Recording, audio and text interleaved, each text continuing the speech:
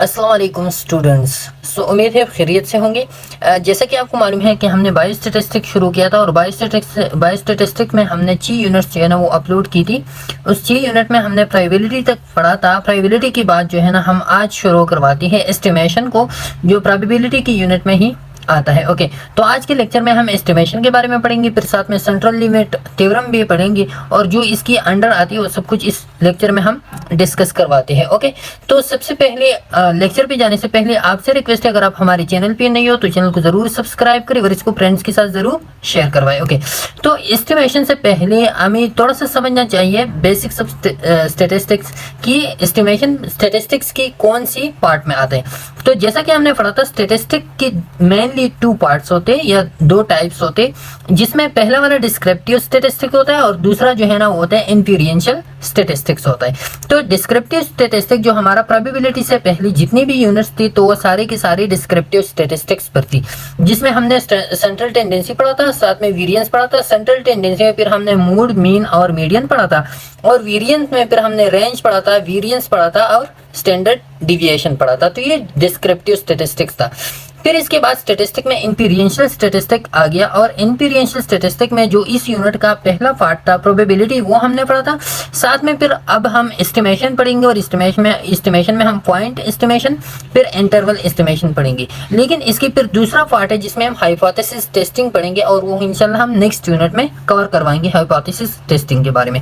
तो आज हम पढ़ते हैं एस्टिमेशन के बारे में। पॉइंट एस्टिमेशन किया है, फिर इंटरवल एस्टिमेशन किया है, फिर एस्टिमेशन को निकालने के लिए या इंफेरेंस करने के लिए कौन कौन सी रूल्स यूज होते हैं तो वो हम आज पढ़ते हैं। ओके, एस्टिमेशन सबसे पहले बेसिकली उर्दू में जिसको हम कहते हैं अंदाजा लगाना या गेजिंग करना, जिसको हम कहते हैं, या अप्रोक्सीमेशन बताना, इसको हम क्या कहते हैं, एस्टिमेशन कहते हैं।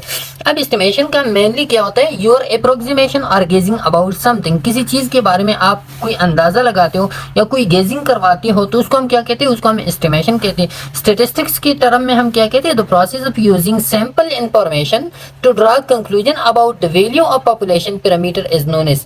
अब ऐसा है कि जब हम कैलकुलेशन करवाते हैं ना स्टैटिस्टिक्स में, तो हम जब पॉपुलेशन के, फॉर एग्जांपल पॉपुलेशन के एवरेज हाइट को हम मालूम करवाते हैं, एवरेज हाइट को सारी पॉपुलेशन की, तो हमारी पॉपुलेशन में लगभग 50,000 60,000 बंदे होते हैं। हर एक बंदे के हाइट को नापना तो ये बहुत डिफिकल्ट काम होता है, बहुत ज़्यादा टाइम इसके लिए चाहिए होता है। तो फिर हम ऐसे ही करते हैं कि उसके लिए हम सैंपल ढूंढते हैं। कुछ लोग हम इसमें उठाते हैं, फॉर एग्जांपल हम 500 लोग जो है ना उससे लेते हैं या 1000 लोग उससे लेते हैं और इस 500 या 1000 लोगों की हम सैंपल लेते हैं और उसी की हाइट मालूम करते हैं और उसी की हाइट के बिना पे हम दूसरी लोगों पे उस हाइट को एस्टिमेट करवाते हैं कि सारे लोगों की हाइट इतना ही होगा। तो इसी जगह पे हमें एस्टिमेशन की ज़रूरत आती है कि जब हम क्या करवाते हैं, हम कंक्लूजन सैंपल से निकाले, सैंपल इंफॉर्मेशन से हम कंक्लूजन निकाले और वो कंक्लूजन हम अप्लाई करें या एस्टिमेट करें सारी पॉपुलेशन पे। तो इसको हम क्या कहते हैं, इसको हम कहते हैं एस्टिमेशन। ओके, तो ये इसमें आ गया ना पॉपुलेशन पैरामीटर की, सारी पॉपुलेशन पैरामीटर पे। पॉपुलेशन पैरामीटर के बारे में हमने पहले पढ़ा है। एक होता है पॉपुलेशन पैरामीटर होता है, दूसरा होता है स्टैटिस्टिक्स होता है। पॉपुलेशन पैरामीटर ये होता है डिस्क्राइब द होल पॉपुलेशन, जिसमें वो डेटा जिसमें आपको एंटायर पॉपुलेशन के बारे में बात की जाती है तो उसको हम कहते हैं पॉपुलेशन पैरामीटर। लेकिन दूसरा होता है स्टैटिस्टिक्स, जैसा कि पॉपुलेशन पैरामीटर में जैसे कि पॉपुलेशन साइज है, पॉपुलेशन मीन है, सारी पॉपुलेशन की आप मीन मालूम करते हैं, standard deviation of the population वगैरह, ये सब कुछ इसमें। स्टैटिस्टिक्स क्या होता है, डिस्क्राइब सैंपल, इसमें हम सैंपल को डिस्क्राइब करवाते हैं। सैंपल क्या होते हैं, जो बंदे हम लेते हैं स्टैटिस्टिक्स में। फॉर एग्जांपल हमारे साथ 50,000 लोगों का पॉपुलेशन है, लेकिन उसमें रिसर्च के लिए हमने सिर्फ 50 लोग इकट्ठा किए, तो उस 50 लोगों को हम क्या कहते हैं, सैंपल कहते हैं और इसको हम स्टैटिस्टिक्स भी कहते हैं। जैसा कि सैंपल मीन हो गया या सैंपल डिविएशन हो गया या इस तरह की अवर भी, तो ये क्या होता है, ये सैंपल मीन। अब ये जब आप कोई रिसर्च करवाते हो तो आप सैंपल को यूज करवाते हो और उस सैंपल के थ्रू फिर आप एस्टिमेशन करवाते हो सारी पॉपुलेशन पे, पॉपुलेशन पैरामीटर पे। तो इसी वजह से हम कहते हैं ना कि सैंपल मीन जो है ना, ये क्या होता है, ये एस्टिमेट करवाते हैं पॉपुलेशन मीन को, जिसको हम म्यू कहते हैं। तो सैंपल मीन एस्टिमेट करवाते हैं पॉपुलेशन मीन को। फिर sample standard deviation and sample तो सैंपल में जो स्टैंडर्ड डिविएशन होते हैं वो हम एस से डिनोट करवाते हैं और वो आपको एस्टिमेट करवाते हैं standard deviation in the whole population, जिसको हम सिग्मा से डिनोट करवाते हैं। ये सैंपल आप याद रखिए, बाद में फॉर्मूलेज में आते हैं तो फिर आपके लिए मुश्किल ना हो कि आपको पता नहीं हो कि सैंपल में कौन सा ये सैंपल यूज होता है और फिर पॉपुलेशन में। ओके, अब सैंपल में जो है ना प्रेवेलेंस एंड सैंपल के लिए हम पी यूज करते हैं, लेकिन ज्यादातर प्रेवेलेंस एंड पॉपुलेशन में हम पाई यूज करते हैं या पी बार यूज करते हैं। ओके, दोनों हम यूज करते हैं, पी बार और पाई हम प्रेवेलेंस एंड पॉपुलेशन में यूज करवाते हैं। तो ये आपको एस्टिमेशन करवाती है इन चीजों की कि सैंपल आपको एस्टिमेट करवाते हैं पॉपुलेशन का। ओके, अब इसके बाद जो है ना हम ये वाला तो हमने पढ़ लिया। अब एस्टिमेशन के दो टाइप्स है, एक को हम कहते हैं ना पॉइंट एस्टिमेट, दूसरे को हम कहते हैं इंटरवल एस्टिमेट। तो पॉइंट एस्टिमेट क्या होता है? Is specific numerical value estimate of a parameter. ये एक स्पेसिफिक न्यूमेरिकल वैल्यू होता है जो आपको सारी पॉपुलेशन के पैरामीटर का एस्टिमेशन देते हैं। अब ये जो है ना ये भी क्या होता है, ये एस्टिमेशन ही होता है, लेकिन एस्टिमेशन में ये सिर्फ सिंगल वैल्यू हम लेते हैं और उस सिंगल वैल्यू से हम सारी पॉपुलेशन की पैरामीटर को डिस्क्राइब करवाते हैं। तो इसमें सिंगल वैल्यू होते हैं। The best point estimate of the population mean mu is the sample mean. तो ये सैंपल मीन क्या है? ये देखिए, ये सैंपल मीन जो है ना ये पॉइंट एस्टिमेशन है पार्ट ऑफ पॉपुलेशन मीन के लिए इस तरह की। तो ये क्या है? ये सैंपल मीन, ये पॉइंट एस्टिमेट मीन कि आपको जो है ना वन पॉइंट शो करे या वन सिंगल वैल्यू आपको शो करे, तो उसको हम कहते हैं पॉइंट एस्टिमेट। दूसरा हमारे पास अब ये पॉइंट एस्टिमेट, इसमें ये होता है कि पॉइंट एस्टिमेट में हम वन वैल्यू देते हैं। वन वैल्यू में चांसेस ऑफ एरर ज्यादा आते हैं। किस तरह? फॉर एग्जांपल कोई बंदा है और वो जो है ना क्या करवाते हैं, शिकार पे जाते हैं। अब शिकार पे जाने से पहले अगर उसके पास एक गोली है उसकी बंदूक में, तो वो अच्छा शिकार करेगा या वो बंदा जिसके पास बंदूक में 10 गोलियां हैं वो अच्छा शिकार करेगा? तो ऑलरेडी जिसके पास 10 गोलियां हैं उससे जो है ना पॉइंट का मिस होना जो है ना वो थोड़ा सा वो नहीं होता, क्योंकि वो 10 मरतबा ट्राई करेगा।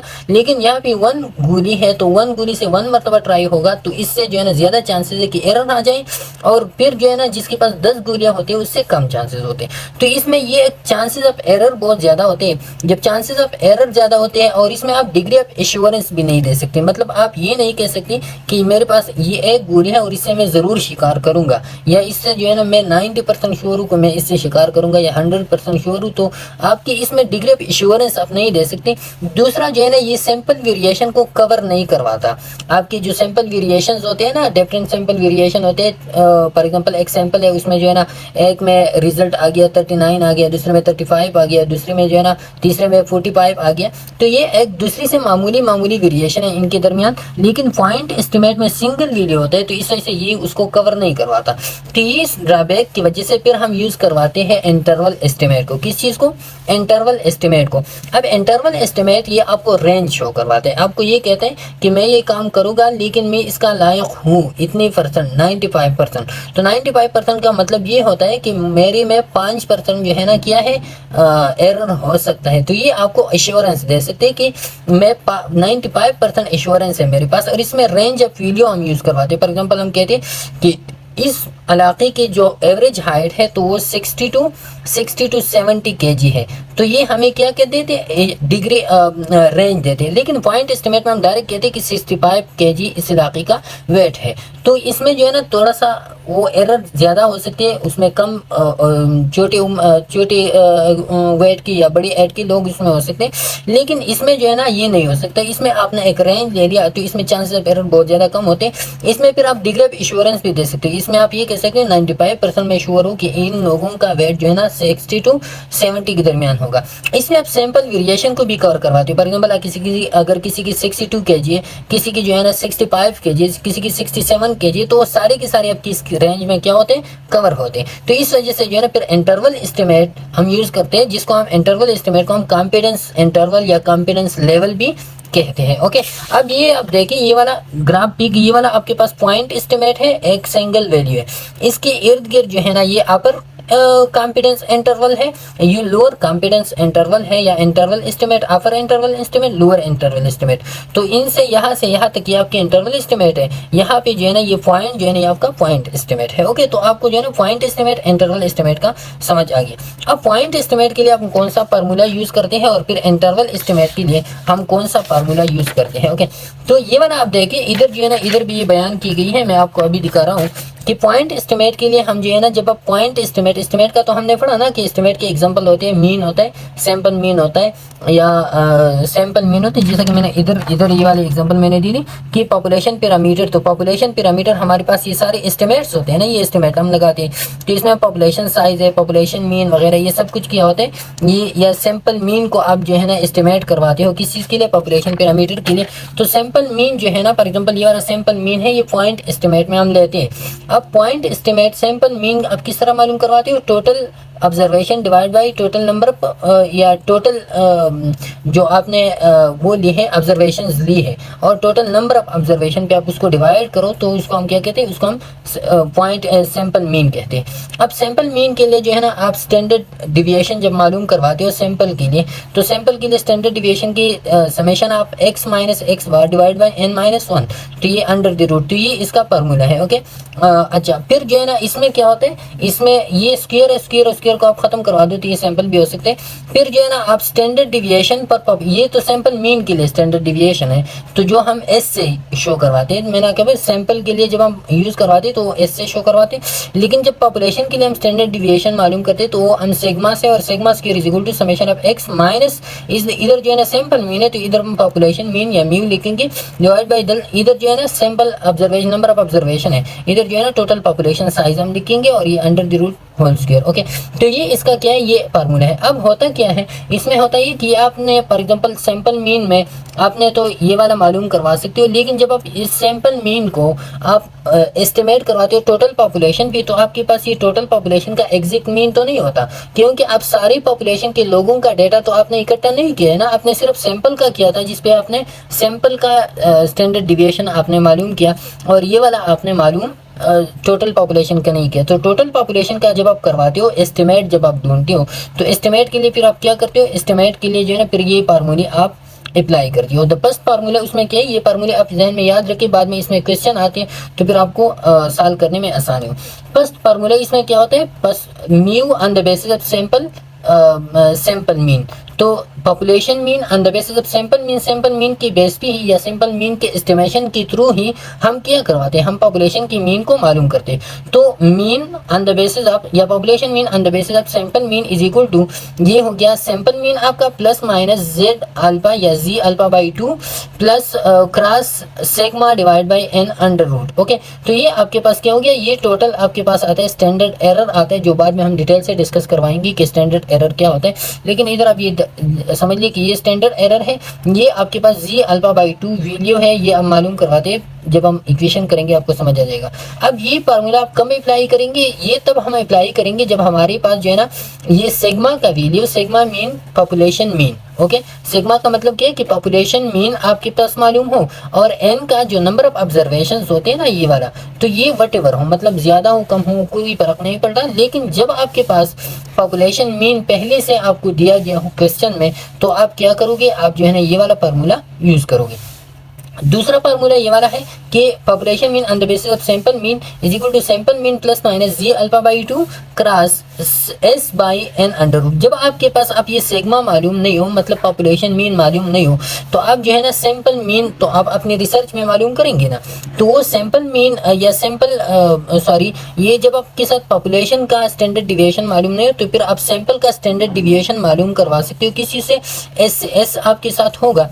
तो जब आपके साथ जो है ना standard deviation of the population मालूम नहीं हो, तो फिर आप जो है ना ये वाला फार्मूला अप्लाई करोगे, और इसमें जो है ना इसमें शर्त ये होगा कि आपके पास नंबर ऑफ ऑब्जर्वेशन ग्रेटर और इक्वल टू 30 होगी। कितनी होगी, नंबर ऑफ ऑब्जर्वेशन ग्रेटर और इक्वल टू 30, और सिग्मा आपके पास जो है ना वो क्या हो, वो जब अननोन हो, तो आप फिर एस आपके साथ मालूम होगा, मीन सैंपल का स्टैंडर्ड डिविएशन आपके साथ मालूम होगा, तो उसके बेस पे आप करवा सकते हो। ओके, फिर तीसरा नंबर फार्मूला क्या है, population mean on the basis of standard mean is equal to population mean plus minus T alpha by 2। अब ये जो है ना ये टी टेबल होता है, जब बाद में हम डिस्कस करवाएंगे। तो टी टेबल के बेस पे जो है ना फिर आप करवाते हो फिर, और ये S divide by N under root. अब इसमें क्या होता है, जी हम तब अप्लाई करेंगे, ये एक रूल याद रखिए, जी हम किसी भी फार्मूले में जी हम तब अप्लाई करेंगे जब हमारे पास नंबर ऑफ ऑब्जर्वेशन 30 और 30 से अबाव हो। क्या हो, 30 और 30 से अबाव हो। जो मैंने आपको एक सेंट्रल लिमिट थ्योरम में बताया था कि जी नॉर्मल डिस्ट्रीब्यूशन के लिए यूज होता है, और करेक्टली तब यूज होता है जब हमारे पास जो है ना सैंपल साइज या नंबर ऑफ ऑब्जर्वेशन जो है ना वो क्या हो, 30 से अबाव हो। ओके, तो इधर जो है ना, इधर नंबर ऑफ ऑब्जर्वेशन या सैंपल साइज जो है ना वो क्या है, 30 से बिलो है। इस वजह से फिर हम टी टेबल अप्लाई करते हैं, या टी हम इधर लिखते हैं। ओके, अब चौथा फार्मूला कब हम अप्लाई करेंगे, जब आप प्रेवेलेंस मालूम करवाते हो। तो प्रेवेलेंस के लिए आप जो है ना फिर क्या करवाते हो, फिर आप पाई या ये वाला फार्मूला जिसमें आप prevalence plus minus Z alpha by 2 cross P into 1 minus P divide by N और होल अंडर रूट। ओके, अब ये जी वाला है, तो जी का ऑलरेडी मैंने आपको बताया कि आप तभी अप्लाई करेंगे जब हमारे पास सैंपल साइज जो है ना वो 30 से अबाव हो या 30 के बराबर हो। ओके, सैंपल ये कैटेगोरिकल वेरिएबल के लिए ज़्यादातर जो है ना हम ये जो प्रेवेलेंस हम यूज़ करवाते हैं, तो ज़्यादातर ये प्रेवेलेंस हम कैटेगोरिकल वेरिएबल के लिए जो कैटेगरीज उसमें होते हैं ना उसके लिए जो है ना कैटेगोरिकल डेटा, उसके लिए हम ज़्यादातर प्रेवेलेंस यूज़ करवाते हैं। ओके, तो ये जी वाला जिसमें सिर्फ इसमें शर्त ये है कि जब ये वाला सैंपल साइज 30 से अबाव हो। फिर ये पांचवा फार्मूला ये वाला हम तब अप्लाई करेंगे जब हमारे पास प्रेवेलेंस हो, लेकिन टी इधर हम इसकी जगह सिर्फ टी रिप्लेस करवाएंगे। क्यों, क्योंकि हमारे पास सैंपल साइज जो है ना 30 से बिलो है, तो वही कि वही फार्मूला सिंपल होगा। ओके, अब हम एग्जाम्पल करवाते हैं। इस पे एक एग्जाम्पल करवाएंगे, इस टी पे एक एग्जाम्पल करवाएंगे, और इस प्रेवेलेंस पे एक एग्जाम्पल हम करवाते हैं ताकि आपको ये चीज़ समझ में आ जाए। ओके, सबसे पहले वाला एग्जांपल क्या होता है, n इज इक्वल टू 30। हमारे पास ये वाला दिया गया है, सैंपल साइज 30 है, स्टैंडर्ड डिविएशन हमें दिया गया है sigma, standard deviation of the population वो क्या दिया गया है हमारे पास, वो है 5 है। सैंपल मीन हमारे पास 58 kg है, और कॉन्फिडेंस लेवल हमारे पास दिया गया है 95%। 95% मैंने आप कॉन्फिडेंस लेवल का मैंने आपको बताया ना, कॉन्फिडेंस लेवल और इंटरवल एस्टिमेट, तो हमारे पास क्या मतलब रेंज हमारे पास दिया गया 95%। अब हम क्या करवाते हैं, इसके लिए कौन सा फार्मूला यूज होगा, ऑलरेडी इसमें जो है ना स्टैंडर्ड डिविएशन नून है। जब हमारे पास standard deviation of the population known हो तो हम पहला वाला फार्मूला अप्लाई करेंगे डायरेक्टली। ओके, तो स्टैंडर्ड डिविएशन ऑफ पॉपुलेशन हमारे पास नून है, तो पहला फार्मूला हम ये वाला अप्लाई करेंगे। लेकिन इसमें हमारे पास तो बाकी ये वाला भी है, लेकिन हम जी इसके लिए मालूम करेंगे जी अल्फा बाई 2, और जी अल्फा बाई 2 या जेड स्कोर हम मालूम करवाएंगे कॉन्फिडेंस लेवल से। तो इस कॉन्फिडेंस लेवल का मतलब ये कि हमारे पास 58 kg है, तो 95% हम श्योरली लेते। फॉर एग्जांपल हमारे पास जो है ना ये वाला वेट, ये रेंज जो है ना, फॉर एग्जांपल हमने ले लिया, सपोज हमने किया 50 to 60 kg, और इसमें ये कॉन्फिडेंस लेवल या एश्योरिटी लेवल जो है ना वो 95% है। तो 95% का जब हम अल्फा मालूम करवाते हैं, आप अल्फा क्या होता है, अल्फा मतलब ये है कि इस 95% में कितनी चांसेस ऑफ एरर है। अल्फा याद रखिए, इधर अल्फा का मतलब सैंपल चांसेस ऑफ एरर होता है, तो इधर चांसेस ऑफ एरर कितना है 95%। हम श्योर है कि ये काम इस तरह होगा। ओके, लेकिन 5% हम श्योर नहीं है, 5% अनसर्टेनिटी है, 5% एरर हो सकता है। तो हमारे पास जो है ना चांसेस ऑफ एरर कितनी है, 5% है। तो अल्फा हम क्या लेंगे, सिर्फ 5% लेंगे। अब 5 ये आउट ऑफ 100 है, तो इसको आप 100 पे डिवाइड करो तो आपके पास आ जाएगा 0.05 आ जाएगा। ओके, तो अल्फा हमारे पास होगा 0.05। तो ये सिंपल आप इधर ड्रा कर ली इसको। ये वाला हमारे पास लाइन है, ये जी टेबल है, जी डायग्राम है, इसमें -3 इधर आ गया, +3 आ गया। 95% जो है ना ये हमारे पास एस्टिमेट है, क्या है, एस्टिमेट है। तो 95% हम श्योर है कि ये काम इस तरह होगा। अब 95% में जो चांसेस ऑफ एरर है तो वो 5% है। मतलब ये है कि 5% इस साइड पे है, 5% जो है ना वो इस साइड पे, 5% नहीं सॉरी 5% को आप 2 पे डिवाइड करो तो अद्धा जो है ना इस साइड पे, 2.5% इस साइड पे, 2.5% इस साइड पे है। ओके, ये चांसेस ऑफ एरर हमारे पास है। अब हम क्या करवाते हैं, ओके, अब ये आप देखिए जरा, इधर 5% का अल्फा या इसको हम कहते हैं ना 95%, अच्छा सॉरी, ये 95% जो है ना, मैंने आपको बताया कि 95% हमारे पास कॉन्फिडेंस लेवल है। 95% का मतलब ये है कि ये वाला इधर से इधर तक ये हमारे पास 95% श्योरिटी है, रेंज है हमारे पास। इधर से ये वाला हमारे पास कॉन्फिडेंस लेवल है, या इसको हम कॉन्फिडेंस इंटरवल कहते हैं, ये हम श्योर है। अब इससे इस साइड पे और इससे इस साइड पे, जैसा कि ये 50 to 60 है ना, तो ये 50 हो गया, ये 60 हो गया, तो इसके दरमियान हम श्योर है कि 95% हम श्योर है कि इसके दरमियान वैल्यू आएगा। लेकिन 5% हम अनश्योर है कि ये वैल्यू या तो इधर डिविएट करेगा या इधर डिविएट करेगा। ये 5% हम क्या है, अनश्योर है। अब हम क्या करेंगे, 5% की अनश्योरिटी को हम मालूम करेंगे तो हम क्या करेंगे, जी वैल्यू मालूम करेंगे। जी वैल्यू के लिए हमने अल्फा का क्या दिया कि अल्फा हमारे पास 5% के बराबर होगा। 5% 0.5 के बराबर होता है, लेकिन ये 5% जो है ना ये इस साइड पे भी है, इस साइड पे भी है, बोथ साइड पे। तो इस वजह से इस अल्फा को हम 2 पे डिवाइड करेंगे तो अल्फा बाई 2 आ जाएगा हमारे पास। जब आप अल्फा बाई 2 करो तो ये आपके पास आ जाएगा 0.025।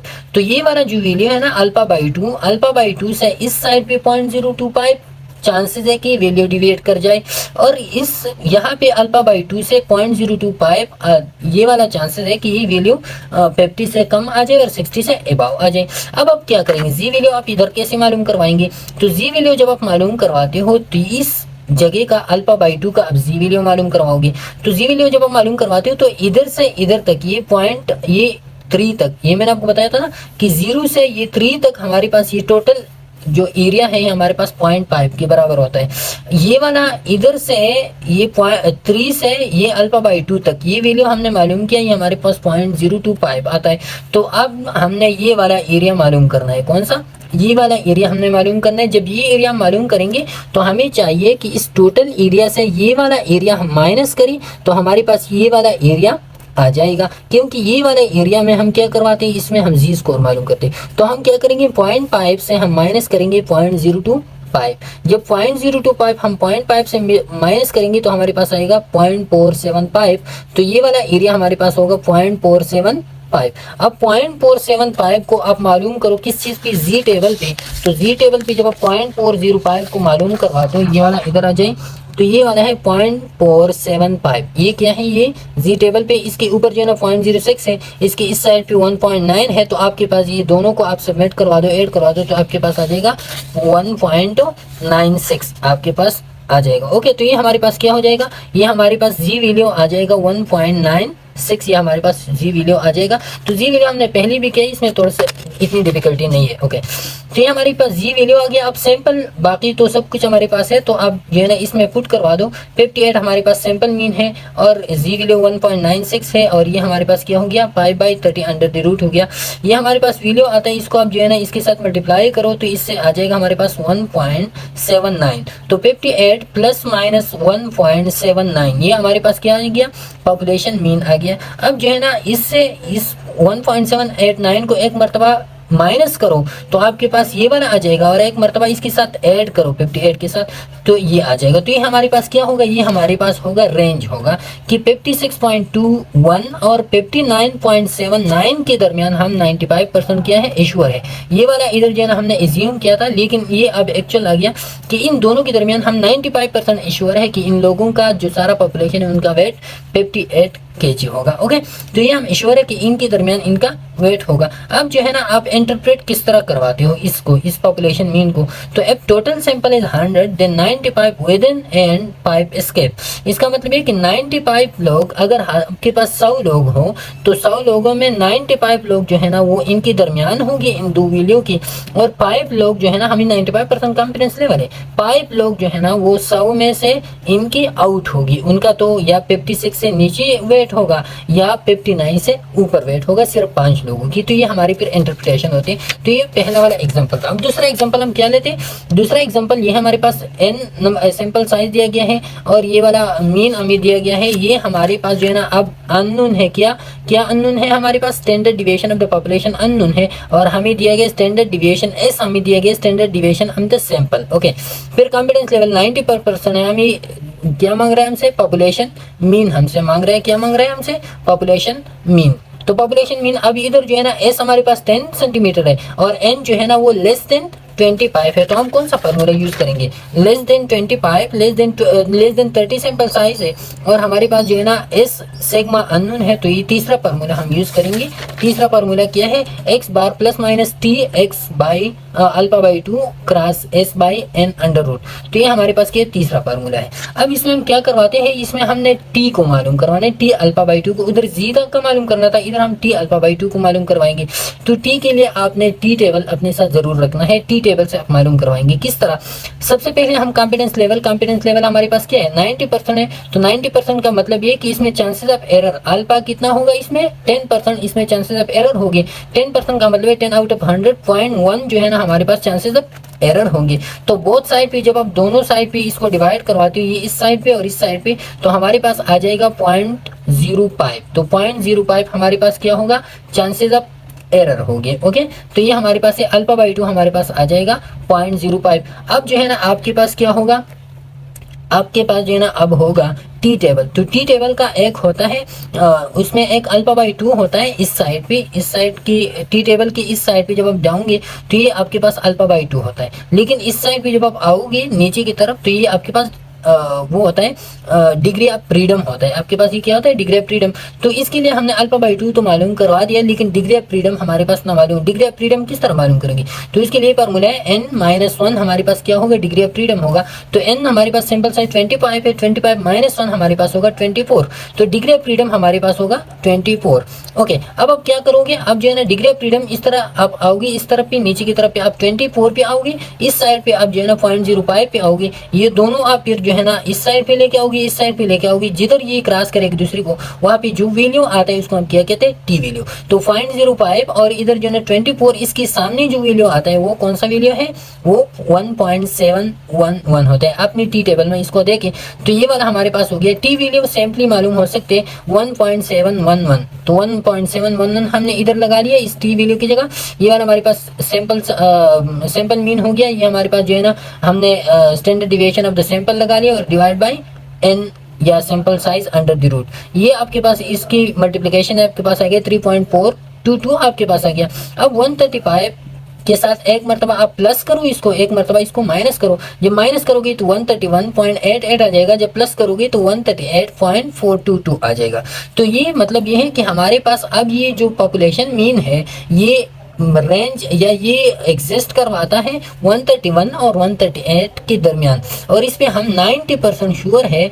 तो इसका इंटरप्रिटेशन आप किस तरह आप करवाओगे कि ये हमारे पास 135 है, ये अल्फा बाई 2 इधर है, अल्फा बाई 2 इधर है, तो इन दोनों के दरमियान 131 और 138 के दरमियान हम 90% क्या है, श्योर है कि ये जो है ना एग्जिस्ट करवाता है ये वैल्यू 131 और 138 के दरमियान। तो मतलब ये है कि 100 में से 90 लोग ऐसे हैं जिनकी हाइट जो है ना वो 135 सेंटीमीटर होगी, 131 और 138 सेंटीमीटर के दरमियान होगी। सिर्फ 10 लोग ऐसे होंगे जो इससे या कम होंगे या ज्यादा होगी। तो ये हमारे पास फिर इंटरप्रिटेशन होती है। ओके, एग्जांपल नंबर 3 हम करते हैं। एग्जांपल नंबर 3 हमारे पास n दिया गया है 200, p प्रेवलेंस हमें दिया गया है 20%, कॉन्फिडेंस लेवल 95% है। हमें मालूम करना है prevalence of the total population. ये सैंपल का प्रेवलेंस है, हमने टोटल पॉपुलेशन का प्रेवलेंस मालूम करना है। तो हम अब इसमें क्या करेंगे, इसमें जो है ना कौन सा फार्मूला हम अप्लाई करेंगे, तो sample size already greater than 200 है, सैंपल साइज ग्रेटर देन 200 है। तो सैंपल साइज इधर आप देखिए, जिसमें सैंपल साइज ग्रेटर देन 30 हो तो वो क्या होता है, उसके लिए हम 4 नंबर फार्मूला अप्लाई करते हैं। जो प्रेवलेंस मालूम करना और सैंपल साइज उसमें 30 के अबव हो, तो 4 नंबर फार्मूला इसमें हम अप्लाई करेंगे। 4 नंबर फार्मूला हमारे पास ये वाला फार्मूला है। तो इसमें हम अब क्या करेंगे, prevalence sample of the prevalence pi prevalence या पाई से मालूम करवाते हैं या प्रेवलेंस पी से मालूम करवाते हैं, दोनों आप लिख सकते हैं। ओके, तो अब ये जो है ना प्रेवलेंस इसमें 20% है, 20% का मतलब है 20 आउट ऑफ 100। तो 20 को 100 पे डिवाइड करो तो हमारे पास आ जाएगा 0.02 आ जाएगा। तो 0.20 आ जाएगा। तो 0.20 प्लस माइनस हमारे पास जो है ना जी वैल्यू, तो जी वैल्यू 95% कॉन्फिडेंस है। अभी हमने मालूम क्या वो किया था कि 95% में हमारे पास चांसेस ऑफ एरर 5% रह गई। तो 5 जो है ना अल्फा हो गया, 5.05 100 पे डिवाइड करो आपके पास आ जाएगा 0.05। 2 पे डिवाइड करो क्योंकि बहुत साइड पे होता है तो आपके पास 0.0250 आ जाएगा। तो इधर जो है ना 0.0250, इधर जो है ना 0.2050। अब इन दोनों के दरमियान हमने मालूम करना है, ये 0 और इसके दरमियान अल्फा बाई 2 के दरमियान हमने मालूम करना है। तो आप क्या करोगे, 0.025 को माइनस करोगे 0.5 से, क्योंकि इधर से इधर तक ये टोटल 0.5 होता है ना। तो इससे आप इसको माइनस करोगे। जब आप माइनस करोगे तो इससे आ जाएगा आपके पास 0.475, जैसे कि हमने पहले वाली एग्जांपल में मालूम किया। तो 0.475 का आप जी वैल्यू मालूम करोगे, आपके पास आएगा 1.9 6 आपके पास। तो इधर जो है ना जी वैल्यू पुट करो, इधर जो है ना पी का वैल्यू फिर पुट करो, इधर माइनस और 1 माइनस पी वैल्यू फिर पुट करो डिवाइड बाई 200। तो ये आपके पास जो है ना ये आएगा, इसको मल्टीप्लाई करो तो ये आपके पास आएगा 0.20। अब 0.20 प्लस माइनस 0.5 आपके 0.05 आपके पास आ जाएगा। तो इससे आप इसको क्या करो, प्लस भी करो और साथ में माइनस भी करो, तो आपके पास जो है ना फिर वो एस्टिमेट आएगा और उस एस्टिमेट से फिर आप मालूम करोगे कि इसके और इसके दरमियान जो है ना ये किस तरह एग्जिस्ट करवाता है। ओके, तो ये आपके पास क्या आ जाएगा, ये आपके पास प्रेवलेंस आ जाएगा। ओके, फिर जो है ना हमारे पास ये वाली होगी 3 एग्जांपल हमने पढ़ी इसके बारे में। ये वाला हमारे पास इधर है, ये इसकी फार्मूली जो सैम्पलिंग मैंने आपको बताई ना, ये प्रेवलेंस स्टैंडर्ड डिविएशन, ये स्टैंडर्ड डिविएशन पर सैंपल है, ये स्टैंडर्ड डिविएशन पर द पॉपुलेशन है, जो मैंने आपको उधर ही बता दी। ओके, फिर इसके बाद जो है ना ये वाला आता है हमारे पास, suppose that the true mean height of a male under graduate students equals 5 inch 11 okay 5 inch 11 centimetre, इस तरह की कुछ है। तो ये अब हम आते हैं एक दूसरी चीज की तरफ। दूसरा चीज हमारे पास ये वाली फार्मूले तो हमने पढ़ ली ना। अब हम कहते हैं एक ट्रू मीन होता है, एक सैंपल मीन होता है। ट्रू मीन हम किस चीज को कहते हैं, पॉपुलेशन मीन को हम ट्रू मीन कहते हैं। पॉपुलेशन मीन हमारे पास अननोन होता है ना, अननोन, और उसको हम ट्रू मीन कहते हैं, जो हम मालूम करते हैं किस चीज से, सैंपल की मीन से उस ट्रू मीन को हम एस्टिमेट करवाते हैं, जैसा कि मैंने आपको बताया। तो अब फॉर एग्जांपल हमने सपोज किया कि हमारे पास ट्रू मीन जो है ना वो ये है। अब ये ट्रू मीन एग्जैक्टली आपके पास मालूम नहीं है, तो आप ट्रू मीन को आप किस तरह मालूम करोगे, उसको आप एस्टिमेशन उसकी किस तरह लगाओगे। तो सबसे पहले ट्रू मीन के लिए आपने सैंपल मीन मालूम करना है। सैंपल मीन आप किस तरह मालूम करोगे, उस सैंपल मीन के बेस पे फिर आप ट्रू मीन की एस्टिमेट करोगे। ओके, तो we want to estimate it by selecting at random a sample of 100 male under graduate students and measuring their height. तो जैसे कि सैंपल मीन मालूम करना है, तो सैंपल मीन के लिए आपने, अगर आपकी पॉपुलेशन 50,000 की पॉपुलेशन है, तो इसमें सैंपल आप लोगे। फॉर एग्जांपल आपने 100 स्टूडेंट जो है ना वो आपने ले ली। आपकी यूनिवर्सिटी में फॉर एग्जांपल 20,000 स्टूडेंट्स है, तो उस 20,000 का तो आप मीन नहीं मालूम कर सकते। तो आप क्या करोगे, इसमें सैंपल लोगे। सैंपल आपने इधर ले लिया 100 मेल अंडर ग्रेजुएट का, 100 मेल का आपने सैंपल ले लिया इधर। अब आप क्या करोगे, उस सैंपल का प्रोसीजर, उस सैंपल का आप मीन मालूम करोगे। उस सैंपल की मीन की बेस पे फिर आप एस्टिमेट करोगे ट्रू मीन या टोटल स्टूडेंट्स की मीन। ओके, फिर आप एस्टिमेट करोगे। प्रोसीजर क्या है, प्रोसीजर सिंपली वही कि वही है, select at random sample of 100 male under graduate student. आप जो है ना सबसे पहले अपने लिए सैंपल ढूंढोगे। सैंपल आप 100 के बराबर कर सकते हो, 200 के, 300 के, जितना आपके कैपेसिटी हो कि आप उसका फिर एक्चुअली मेजरिंग करवा दो। फिर आप उसकी हाइट सबके मालूम कर दो, जो आपकी सैंपल है। सैंपल के हाइट के बाद फिर आप उस हाइट की मीन को मालूम करो। जब आपने उस स्टूडेंट के हाइट की मीन को मालूम कर लिया, तो उस हाइट की मीन के बेस पे फिर आप उसको एस्टिमेट करो किस चीज पे, टोटल पॉपुलेशन पे की पॉपुलेशन। तो ये वाली जो फार्मूले हमने पढ़ी, तो उधर जो है ना हमने हाइट का मीन पुट किया, हाइट की मीन पे फिर हमने कॉन्फिडेंस लेवल पुट किया कि कितना आप कॉन्फिडेंस उस चीज के बारे में। तो फिर आपके पास आ गया पॉपुलेशन मीन, आपके पास निकल आया। ओके, यहाँ पे अब जो है ना हम आते हैं, एक दो किस्म के एरर हमारे पास होते हैं। इसको जब आप ये एस्टिमेट करवा लो ना, ये वाला चीज आप सैंपल मीन आपने कैलकुलेट करवा दिया, आप सैंपल मीन को आप ट्रू मीन पे एस्टिमेट करवाते हो। ओके, तो जब आप सैंपल मीन को ट्रू मीन पे एस्टिमेट करवाते हो, तो फॉर एग्जांपल आपने 100 स्टूडेंट सेलेक्ट की, उस 100 स्टूडेंट की एवरेज हाइट को आप सारी स्टूडेंट्स पे अप्लाई करते हो आपकी यूनिवर्सिटी पे। तो उस सारी स्टूडेंट्स और 100 स्टूडेंट के दरमियान कुछ ना कुछ इख्तिलाफात या डिफरेंसेस होगी। ओके, उस डिफरेंसेस को हम क्या कहते हैं, उस डिफरेंसेस को हम कहते हैं सैम्पलिंग एरर। फॉर एग्जांपल आपके 100 स्टूडेंट्स का एवरेज मीन आ गया 75 या 175 सेंटीमीटर आ गया। तो अब जो है ना आपकी यूनिवर्सिटी में कुछ ऐसे स्टूडेंट्स हो सकते हैं जिसकी एवरेज हाइट होगा वो 195 सेंटीमीटर होगा, या ऐसी हो सकते हैं जिसकी एवरेज हाइट होगा 1 या टोटल पॉपुलेशन के आप जब एवरेज हाइट मालूम करवाते हो, सॉरी, तो उस टोटल पॉपुलेशन के एवरेज हाइट ऐसा भी हो सकता है कि इससे डिविएट कर जाए और वो 180 सेंटीमीटर पे पहुंच जाए, क्योंकि आपने सिर्फ 100 स्टूडेंट की एवरेज हाइट को मालूम किया, लेकिन टोटल स्टूडेंट्स की तो आपने मालूम नहीं किया ना। तो टोटल स्टूडेंट पे आप इसको एस्टिमेट करवाते हो, लेकिन हो सकता है कि वो एवरेज हाइट 180 सेंटीमीटर आ जाएगा।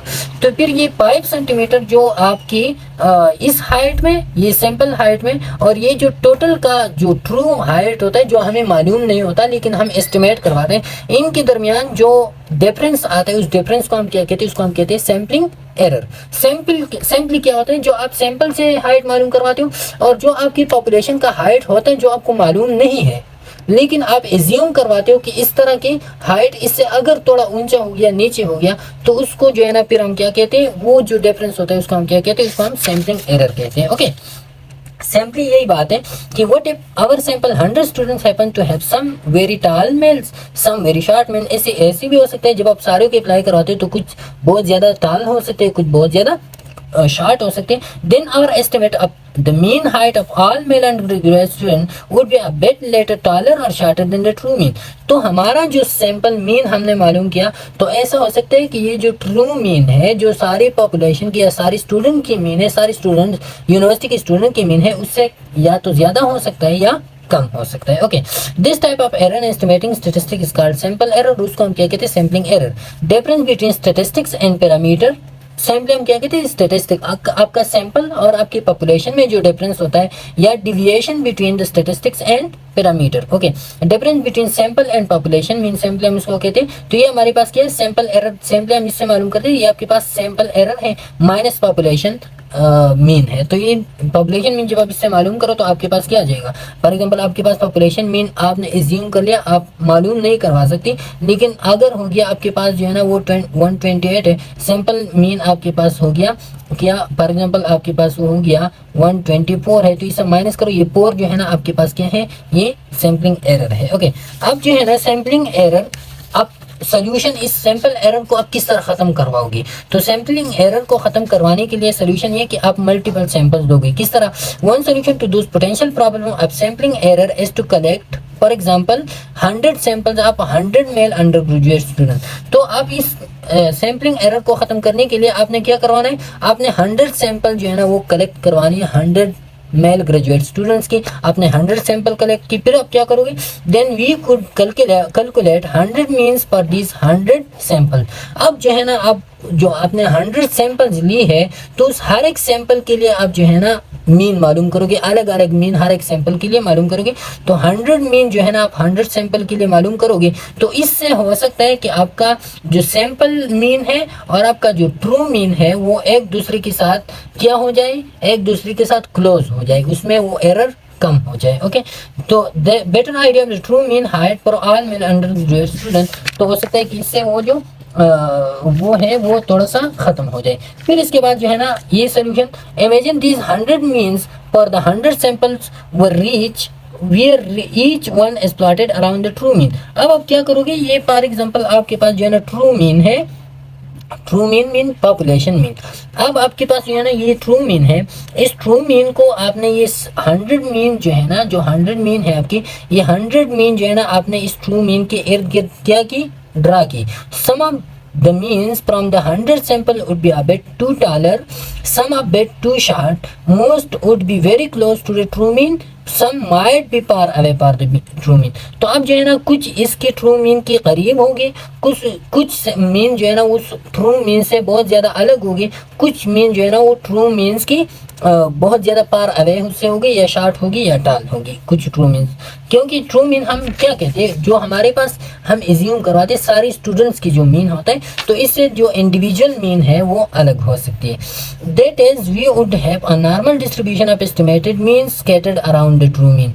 तो अब जो है ना फिर क्या होगा, जब ये हम मीन मालूम करें, ये 100 मीन जब आप मालूम करवाते हैं, तो 100 मीन से फिर आपको आ सकता है कि क्या हो जाए, जो एस्टिमेटेड मीन है आपका, वो एस्टिमेटेड मीन आपका फिर एक नॉर्मल डिस्ट्रीब्यूशन बन सकता है। Okay, so imagine a baby bell shape, a baby bell shaped curve of estimate 100 means around from the 100 sample located inside the large bell shaped curve of observation the height of all male undergraduate student। तो ये जो है ना ये आपको एक curve shape का आप ये बता रहा है आपको कि ये फॉर एग्जांपल हमारे पास कर्व शेप है, तो इस कर्व शेप में जो है ना हमारे पास ये आप देखिए इधर ये वाला जो हमने पढ़ा ना, ये वाला एक हमने पॉपुलेशन मीन का जिक्र किया, एक सैंपल मीन का। तो पॉपुलेशन मीन और सैंपल मीन का, सैंपल मीन जो है ना हमने सिंपली पॉपुलेशन मीन हमने सिंपली का कि जो मीन होता है, जो एक एक मीन होता है, उस एक एक मीन की आपकी ट्रू पॉपुलेशन से, ट्रू पॉपुलेशन मीन से जो डिविएशन, जो डिफरेंस होता है, जैसा कि इधर हमने पढ़ा ये वाला जो एक एक डिफरेंस होता है ना आपकी ट्रू पॉपुलेशन और आपके जो इंडिविजुअल मीन है उनके दरमियान, तो उसको हम क्या कहते हैं, उसको हम कहते हैं पॉपुलेशन मीन कहते हैं। लेकिन एक होता है सैंपल मीन। सैंपल मीन क्या होता है, जब आपका फॉर एग्जांपल ये ग्रैंड मीन भी, इसको सैंपल मीन को हम ग्रैंड मीन भी कहते हैं। सैंपल मीन आप फिर इस तरह करवाते हो कि आपका जो ये वाला पॉपुलेशन मीन है या ये एक एक मीन है, उस एक एक मीन का फिर आप जो है ना क्या करवाते हो, फिर आप दोबारा मीन लेते हो। तो जब एक एक मीन का जो आपने इधर मीन ले लिया, पॉपुलेशन मीन, उस एक एक मीन का फिर आप मीन ले लो, तो फिर आपके पास जो है ना वो ग्रैंड मीन या सैंपल मीन आ जाएगा। और फिर जो है ना वो इसके दरमियान ये जो डिफरेंसेस होते हैं ना, ये वाली जो डिविएशन होते हैं, तो इसको हम कहते हैं सैम्पलिंग एरर। लेकिन इसके दरमियान ये जो डिविएशन होते हैं इसको हम कहते हैं स्टैंडर्ड एरर। तो ये जो है ना फिर हम डिटेल से पढ़ेंगे। इसके बाद जो है ना हमारे पास आता है ये वाला क्या है, ये वाला सेंट्रल लिमिट थ्योरम है। तो सेंट्रल लिमिट थ्योरम को नेक्स्ट लेक्चर में हम कवर करवाते हैं। सेंट्रल लिमिट थ्योरम के बाद जो है ना फिर आपको समझ आ जाएगा आसानी से कि सैंपल मीन क्या होता है, पॉपुलेशन मीन क्या होता है। प्रैक्टिकली आप उधर जो है ना फिर सैम्पलिंग एरर क्या होता है और फिर स्टैंडर्ड एरर क्या होता है। जब हम स्टैंडर्ड एरर को पढ़े तो फिर आपको ये आसानी से जो है ना ये डिफरेंस समझ में आ जाएगा। ओके, तो इंशाल्लाह जो है ना नेक्स्ट लेक्चर में फिर आप सेंट्रल लिमिट थ्योरम को पढ़ेंगे और साथ में स्टैंडर्ड एरर को भी पढ़ेंगे। तो ये वाला पिछले वाला कहानी आपको इजीली जो है ना समझ आ जाएगा हमारी दूसरी लेक्चर में इंशाल्लाह। फिर जो है ना मुलाकात होगी, तब तक के लिए इजाजत दीजिए। अल्लाह हाफिज़।